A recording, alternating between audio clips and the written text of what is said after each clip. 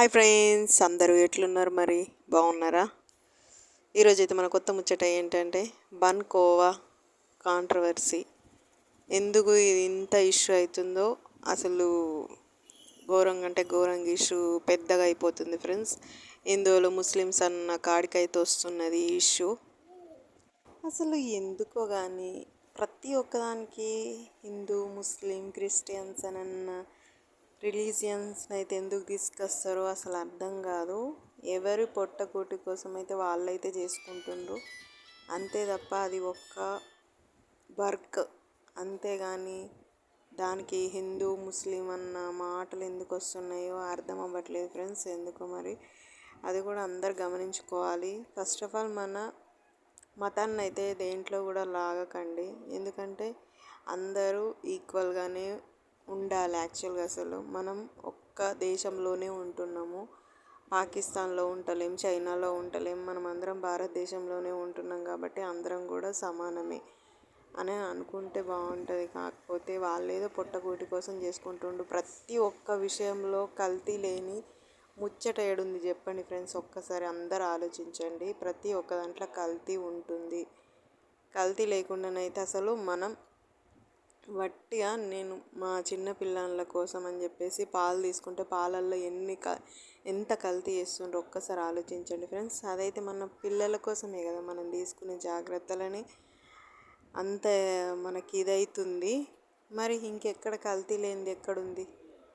ఒక రైతు విత్తనాలు వేస్తుంటే ఎన్నో ఎరువులు వస్తున్నాయి, దానికి ఎన్నో కెమికల్స్ యాడ్ చేస్తుండ్రు, ఏమో ఏమో చేసి అవి కూడా కల్తీ అవుతున్నాయి.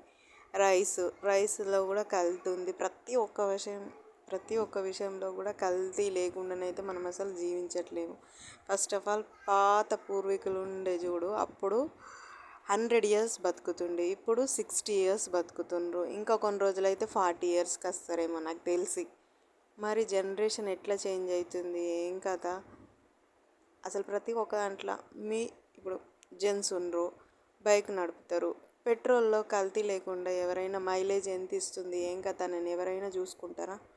100 rupees పోపించుకుంటున్నావు, ఎంత మైలేజ్ ఇస్తుంది అని ఒక్కసారైనా గమనిస్తుండ్రా?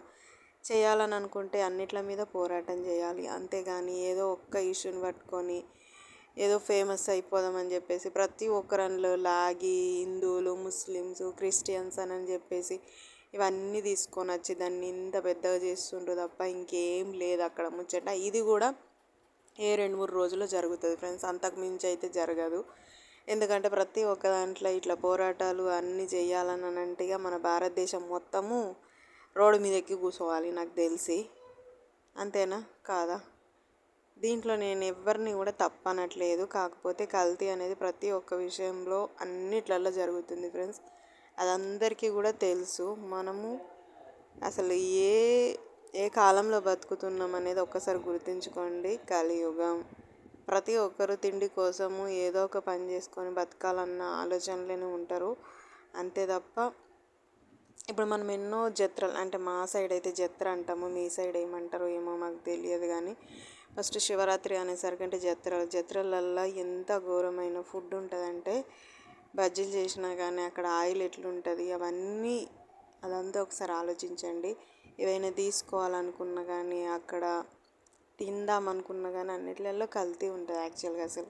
అందుకని ఎక్కడికైనా వెళ్ళినప్పుడు మన జాగ్రత్తగా మనమే ఉండాలి తప్ప వాళ్ళు వాళ్ళు ఏదో పొట్టకూటి కోసం వాళ్ళు అమ్ముకుంటుండ్రు అంతే తప్ప. ప్రతి ఒక్కరికి ఇది ఒకటి అలవాటు అయిపోయింది ఫ్రెండ్స్. ఏదైనా చిన్న ముచ్చట ఉన్నదంటే దాన్ని తీసి పెద్దగా చేసి ఏదో ఒక 2-3 days దాని గురించే మాట్లాడుకోవడం అదంతా అలవాటు అయిపోయింది అసలు ఎందుకు ఇట్లా చేస్తుండ్రు? ఒక విషయాన్ని ఏదైనా మాట్లాడినామంటే అది కరెక్ట్గా పూర్తిగా లాస్ట్ వరకు దానికి ఒక కన్క్లూజన్ వచ్చేంత వరకు అయితే పోరాడినా బాగుంటుంది. అంతేగాని ఏదో స్టార్ట్ చేసినామా పోయినామా అన్నట్టయితే ఉండద్దు. ఎందుకంటే నేను ఈ మాట ఎందుకు చెప్తున్నాను అంటే ఇప్పుడు ఆయన ఏదో తన పొట్టకూటి కోసం అయితే ఎందరో మంది బిజినెస్లు చేస్తుండ్రు. కల్తీ లేని బిజినెస్ ఎక్కడుందో ఒక్కటి చూపెట్టండి ఫ్రెండ్స్. ఒక్కసారి కల్తీ అంటేనే అసలు ఘోరమైన కల్తీ ఉంది. ప్రతి ఒక్క విషయంలో కల్తీ లేకుండా అసలు ఏది కూడా జరగట్లేదు మన చుట్టుపక్కల. అందరూ కూడా ఒక్కసారి గమనించండి ఫ్రెండ్స్. ఎవరైనా మా ఛానల్ని కొత్తగా చూస్తుంటే ప్లీజ్ మా ఛానల్ని సబ్స్క్రైబ్ చేయండి. మీకు వీలైతే లైక్ కూడా ఇవ్వండి. మీరు లైక్ ఇస్తేనే నా వీడియో ఇంకా కొంతమందికి వెళ్తుంది.